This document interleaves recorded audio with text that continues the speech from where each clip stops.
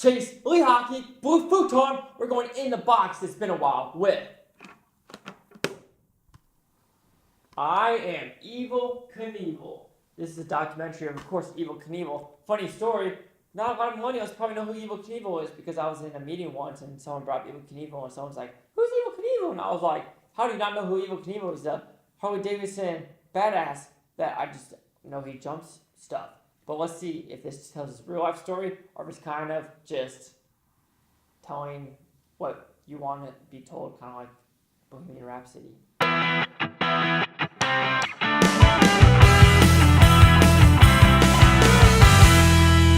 So I just got done watching Evel Knievel, and what's it about? Well, it's basically a documentary of Evel Knievel that have his kids in it. Is my shirt backwards?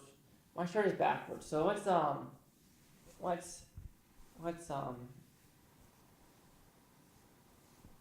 yeah, so I watched the movie with my shirt backwards. I knew it felt weird. But anyway, okay, let's go back into it. Evel Knievel, documentary of his life, of when he was younger and to the day of his death almost. So it was almost like a life story of Evel Knievel with his two sons in it, Matthew McConaughey, Kid Rock, Michelle Rodriguez, Guy Fieri, and other people that knew him from the past.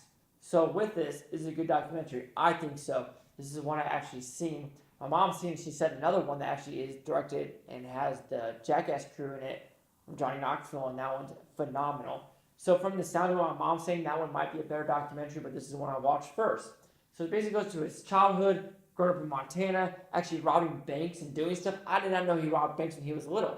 I was like, oh, this guy's kind of like an asshole. Even his sons say it kind of like, there's a reason why his name is Evil. So you're like, oh, is there a difference? Like, is there something about that? Well, that's kind of a fault in the movie because they kind of keep his positive of like doing all these jumps, falling 13 times, trying and jumping over the Grand Canyon, which he couldn't, so he got his own canyon, going to England, saying he'll never do it again, but he's like, that's false, I'm going to do it again back in the States. Just being like a Harley Davidson badass, and you have these other like pro skateboarders and pro motocross riders right now who are like, I would never do that. Because back in the day, it was on a Harley Davidson with suspension like this, and today's suspension is like 13 or 14 inches, and his suspension is maybe 3 to 5, if that, as well as his ramps are basically ski ramps, are just, there's not a lot of math to it. Like, I'm jumping over 13 buses here. There's computer programs, making sure you have the right geometry. Back in the day, they didn't have that. So watching that is actually phenomenal. And here they do show like the Caesar's Palace crash, the England crash, and other crashes. So I actually enjoyed what they showed because I didn't know a lot about Evel Knievel, of him, divorcing and then doing a golf scam when he was in his freaking 80s, and then robbing banks and doing all this stuff, breaking all these bones, and knowing Matthew McConaughey, and just weird stories that actually show about this man.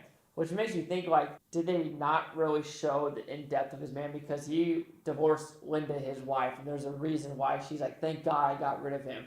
So I feel like and his kids, you can tell one of them wanted to follow in his father's footsteps and the other one did not. And there's also two other kids, I want to say two other girls, who were on camera. So it's like, do they even not want to associate with Evel Knievel? So I wonder why. But my mom did say that Jackass version with Johnny Knoxville does kind of go in depth in that. So I don't know if this is more of a shallow one, but watching I Am Evel Knievel, I enjoyed what I watched on screen. I understood more of the man, and kind of interesting that he beat up a guy with a baseball bat. And other stuff, you're just like, I did not know about this at all. I just knew he jumped stuff. But I Am Evel Knievel, it's a good documentary to watch. I'll watch it. I recommend it. So I Am Evel Knievel will receive a 3 out of 5 Blue Futon because that's 60%. So see the critics' news scores gave this film. So you have the critics. There's absolutely none. Audience of 42%, and there's only 38 reviews.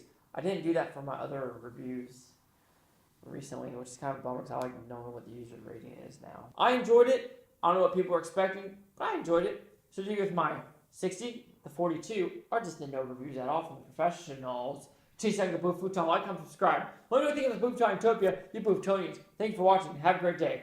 The biggest jump I've done is probably on skis, where I thought I could like jump over a big ramp or do a half pipe, and I just ate it almost every time. There was one where I felt good because I jumped and I landed it, and I kept going, and there's like a little, so I was like, phew!